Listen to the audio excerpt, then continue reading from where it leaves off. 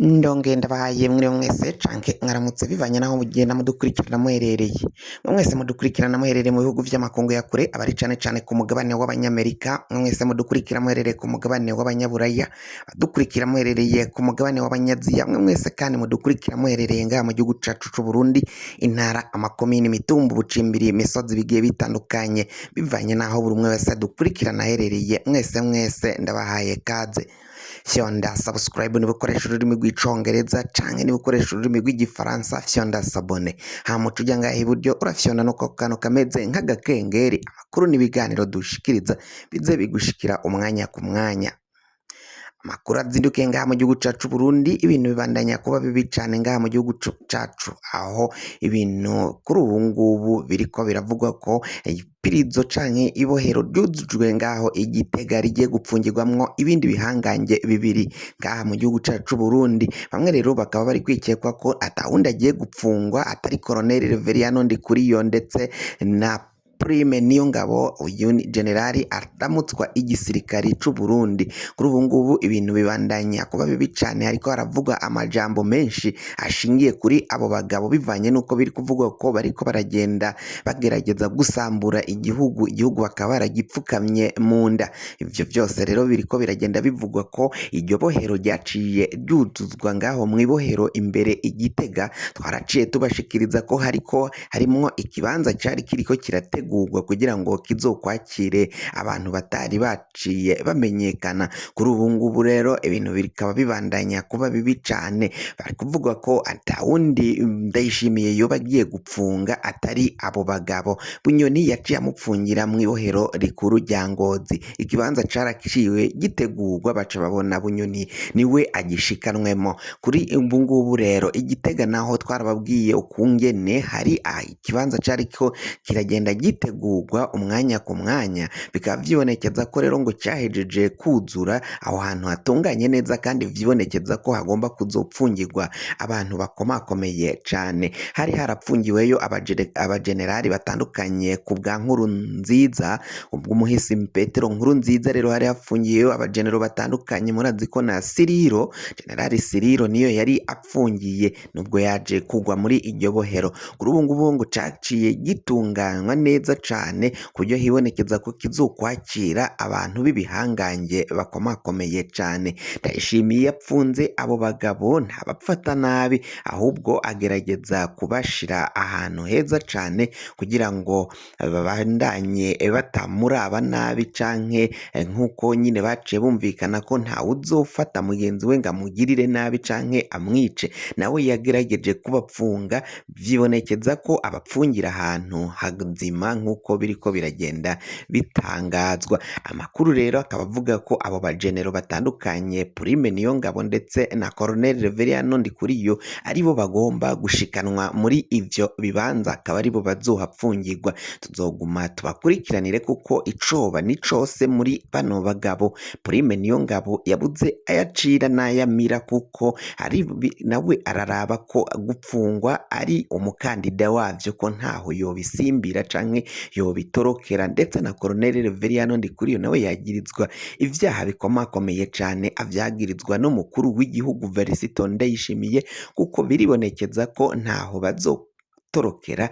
ayo mabi baciye bagira ngaha mu gihugu c'u Burundi. Ivyo vyose nibiriko biragenda bivugwa ngaho muri uyu mugambwe wa CNDD-FDD, aho rero bibonekeza ko umwanya n'umwanya wasambuka canke yegeregere zikafata indi ntera, kuko injyane zo ngaho muri uyu mugambwe CNDD-FDD zo zirimwo, kuko biribonekeza ko atago bashize hamwe, induru ziriko ziraja hanze, amabanga atandukanye akagenda arameneka umwanya ku mwanya, ibitari bizwi ivyari vyaraciye binyegezwa n'abapolitisiye bo muri uyu mugambwe bakagenda babishira ahabona.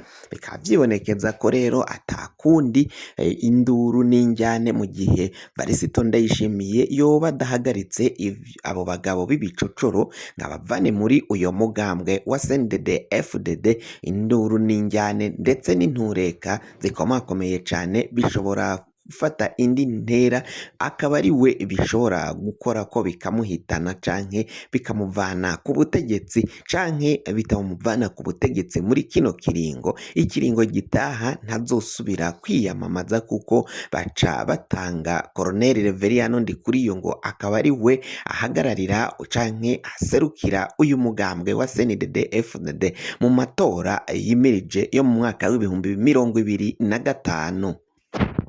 Naho mu gateka ka zina muntu ho abanyapolitike zongo yaciye ahagararira umugwi wa ONU, aserukira umugwi wa ONU yaje ngaha mu bijanye n'agateka ka zina muntu ngaha mu Burundi, yaciye avuga ko naho umukuru w'igihugu Varisito Ndayishimiye ariko arugurura ibijanye n'imigenderanire myiza mu makungu, ngo bidasiguye ko agateka ka zina muntu ngaha mu gihugu c'u Burundi koba karashizwe mu ngiro, kuko biribonekeza ko agateka ka zina muntu ngaha mu gihugu kabandanya guhungabana nk'uko biriko biragenda bivugwa. Benshi barabandanya kunyuruzwa, ibiziga vy'abantu biragenda bitogwa ijya nino ngaha mu gihugu, haba mu kibira, mu nzuzi no mu mashamba. Abantu baragenda bicwa vy'agasakisaki umwanya ku mwanya. Ivyo rero bikaba yaciye avuga ko umukuru w'igihugu Varisito Ndayishimiye agomba gutunganya inzego, abo bari hasi yiwe bagenda bakora amabi bagashengezwa, bagaca bajanwa muri sentare imbere y'ubutungane. Mu gihe rero umukuru w'igihugu Varisito Ndayishimiye nawe yemera ko ubutungane ngaha mu gihugu c'u Burundi bugwaye buremvye, avuga ko bwamunzwe n'igiturire, abaryarushwa itandukanye ngaha mu gihugu c'u Burundi. Ivyo rero ni ukuvuga ko bidasiguye ko agateka ka zina muntu bakagezeko. Murazi ko n'amakungu ubwaheze ubwo bari bagiye mu nama ijejwe agateka ka zina muntu mu gihugu ca Suisse ngaho mu gisagara ca Geneve, abari baserukiye Uburundi baciye biyonjorora barakinjura bava muri iyo nama barasohoka. Inama yabaye ako kagwi kari kaserukiye igihugu c'u Burundi kasohotse. Ivyo rero bikaba vyibonekeza ko ngo dashaka kwemanga ko ngaha mu gihugu c'u Burundi agateka ka zina muntu kabandanya guhungabanya. Abaciye babagiriza guhungabanya agateka ka zina muntu bari baserutse muri iyo nama, babonye ko barimwo nabo baca bariyonjorora bavamwo. Ivyo rero ngo iyo nama nticabujije kubandanya ikomeza abarundi basohotse. Mu gateka ka zina muntu kandi ishirahamwe Fokode rirongowe na Pacifique Nininahazwe ryaraye rirungitse ikete ku mukuru w'igihugu Varisito Ndayishimiye. Iryo kete rero bakaba basaba ko umunywanyi wa CNL yanyurujwe Elia Ngomirakize, haraheza imyaka 2 ngo Elia Ngomirakiza anyurujwe, bakaba barungitse iryo kete kwa Ndayishimiye kugira ngo barabe ko Ndayishimiye hari ico yokora kugira ngo abandanye amatohoza, ngo kuko haragiye handikirwa inzego zo hasi, inzego zitandukanye ngaha mu gihugu bazimenyesha inyuruzwa rya Elia Ngomirakiza, umunywanyi w'umugambwe wa CNL, ariko ngo ntaco zagiye zirakora, zagiye zita zirirabira hirya. Ivyo byose rero bakaba bavuga ko umukuru w'igihugu Varisito Ndayishimiye ari we wa nyuma ashobora kubandanya akora amatohoza ku bijanye n'ivy'uyu munywanyi wa CNL yaciye anyuruzwa Elia Ngomirakiza.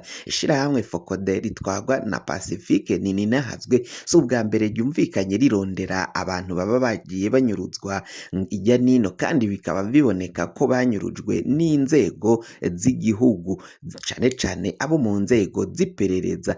Fokode bama batanze ivyemeza ko abantu banyurujwe n'inzego zitandukanye z'igihugu, ariko ababijejwe ntihagire ico bakoze kuri ivyo biba vyaciye bishikirizwa, ndetse n'abo bayabuze nabo baba baciye bitura inzego ariko zikirabira hirya. Kuri ubu ngubu rero bakaba basaba umukuru w'igihugu Varisito Ndayishimiye kugira ico akoze ngo abo bantu baba baciye banyuruzwa arabe ko bogarukanwa canke bongera gusubira ngaha mu gihugu, kugira ngo rero amakuru mwene nkaya n'ibiganiro tugenda dutohoza bize bigushikira umwanya ku mwanya, wafyonda subscribe niba ukoresha ururimi rw'icongereza canke woba ukoresha ururimi rw'igifaransa ugafyonda sabone, hama amakuru n'ibiganiro tugenda dutohoza bikaza bigushikira umwanya ku mwanya.